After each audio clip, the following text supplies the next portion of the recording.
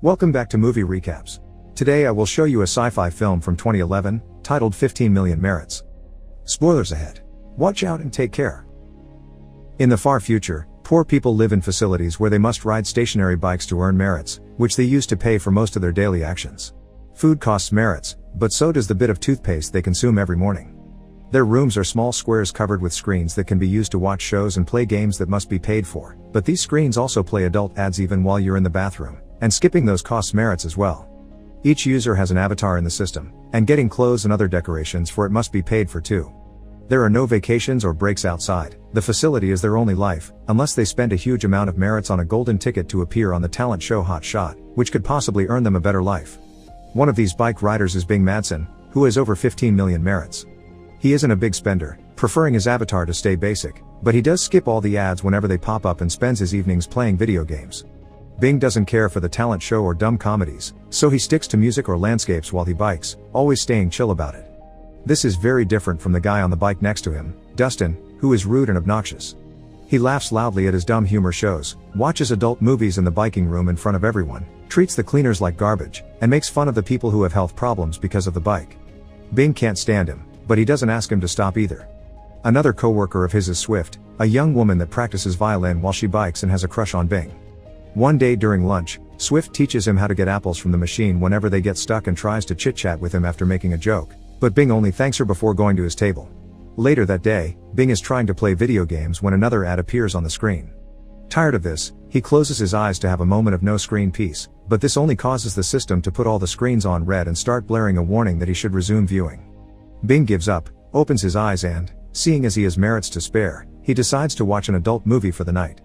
The next morning, he notices there's a new co-worker in the elevator, a beautiful girl called Abby Khan. One of the bikers isn't on his station either, and that's because he couldn't take it anymore so he became a cleaner, which Dustin makes fun of him for. Later, in the bathroom, Bing hears a beautiful singing voice coming from one of the stalls and discovers it's Abby.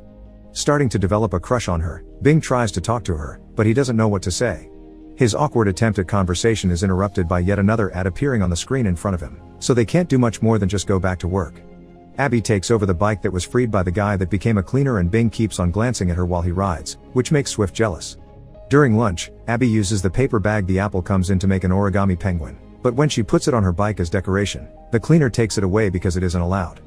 It's at that moment that Bing notices Abby glancing back at him, so when he goes to bed later that night, he can't stop thinking about her and keeps on singing the tune he heard from her in the bathroom.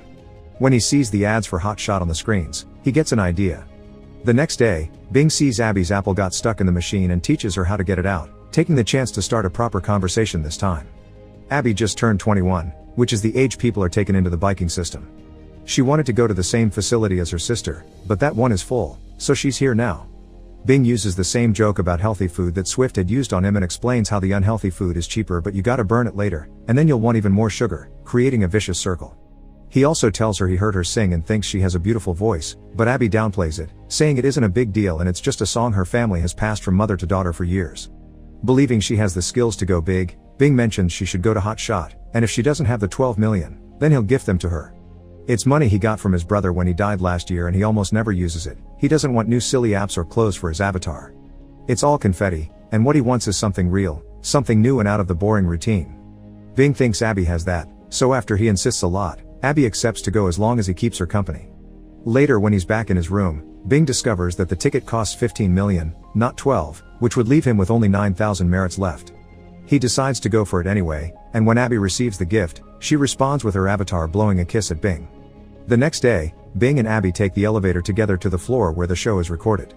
Abby gifts Bing an origami penguin, pointing out that it folds flat so he can hide it in his waistband.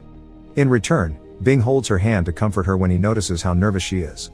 When they get to the studio, Abby is allowed in because she has the ticket, and she introduces Bing as his friends and family allocation, for which he gets a temporary tattoo on his hand that allows him to enter as well. Then they go to the waiting room, which is crowded with participants waiting for their turn. Some of them arrive today, but others have been there for a whole week. However, Abby doesn't have to wait long. Because of her good looks, she's chosen to go next.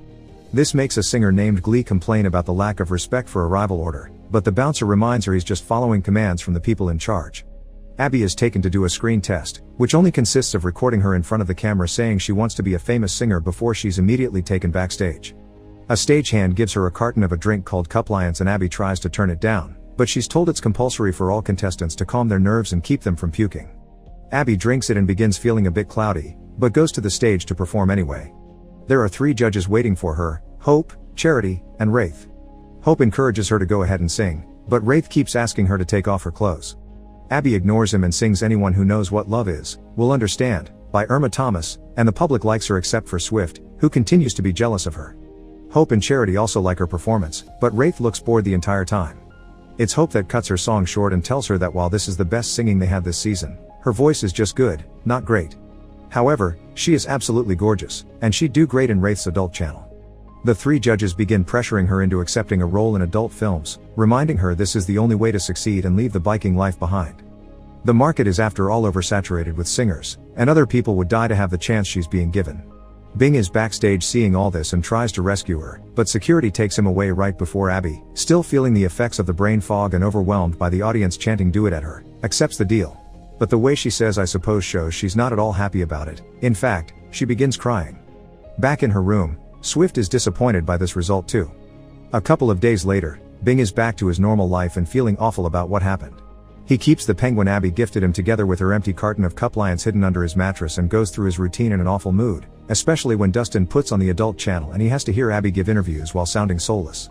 Because of the money he's spent on the ticket, he also has to go back to eating junk food. Later in the evening, when he's playing video games, the ads take over the screen again, showing Abby's first adult film. Bing doesn't have enough money to skip it so he covers his eyes, but the blaring alarm is so high-pitched that he can't stand it for more than a few seconds. After opening his eyes again, he tries opening the door, but portals are disabled during commercials. The heartless image of Abby on the screens is too much for Bing to handle, so he begins freaking out, yelling and hitting the screens until one of them breaks. When Bing notices a glass shard on the floor, he makes a test by making a cut on his tattoo. This gives him an idea for a plan. From then on, Bing begins living a frugal life, concentrating on saving merits. He's the first one to show up at the bikes in the morning, uses just the tiniest drop of toothpaste, and doesn't buy food anymore. Instead, he takes apples stuck in the machines and leftovers from the tables. In the evenings, instead of playing video games, he practices a dance routine before crashing on the bed completely exhausted. Eventually, Bing manages to make back 15 million merits and uses it to buy a ticket for Hot Shot. The day of the show, he takes the shard with him by hiding it in his clothes, and the metal detector doesn't sense it because it's made of glass. He's the first one to arrive, but soon the room is crowded again, and even Glee is back. The only reason he gets chosen quickly is that the bouncer is told to bring someone ethnic for a change. For the screen test, he simply says he's an entertainer, and when he's offered Cupliance, he tells the stagehand that he's already drunk his, showing her Abby's empty carton that he also sneaked in hidden in his clothes. Once he gets on the stage, the judges don't have much to say and quickly allow him to perform, so Bing begins dancing. After a few seconds though, he pulls out the shard and holds it against his neck, threatening to make things bloody if anyone gets close. Wraith says he doesn't care if he dies, but Hope tells security to stay back and both he and Charity encourage him to speak. Bing begins ranting about the system they live in, pointing out how they use people like fodder and everyone is out of their minds with desperation, insulting the judges for making things worse. By the time he's done, the public has fallen silent with shock. However, they begin screaming and clapping when Hope calls this the most heartfelt performance they've ever had. Hope pretends to have understood what Bing is trying to say, saying he likes his stuff, and offers him to keep transmitting his message on his channel, offering 30 minutes twice a week on his streams. Charity agrees that she'd watch such passion and Wraith calls the shard a neat gimmick, so like it happened with Abby, the whole audience except Swift begins chanting "Do it."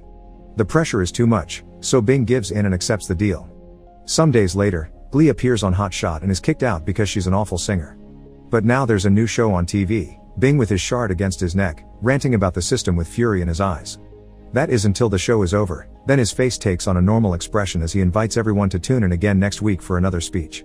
Now Bing is living in a luxurious apartment with plenty of fresh orange juice, a proper penguin figurine, and the view of a forest surrounding him instead of commercials. Make sure to subscribe and turn on notifications so you can watch more videos like this. Thanks for watching.